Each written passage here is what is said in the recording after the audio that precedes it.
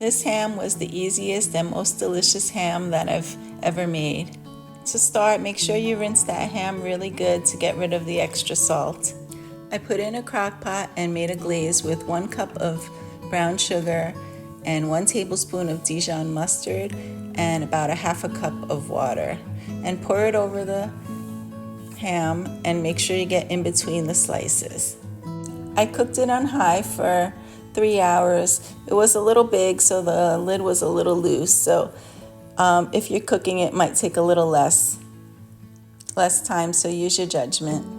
In the last half hour, 45 minutes, I added a can of pineapples. Keep the pineapples on top so they don't get too salty in the broth. I also added another half a cup of brown sugar on the top just to make a crusty glaze, which made it extra delicious. This is probably the easiest meal to make for a holiday that doesn't stress you out. And look at the beautiful presentation. It looks great on your holiday table. If you enjoyed this recipe, please like, subscribe, and share. I hope you love it too. Take care till next time. Happy cooking.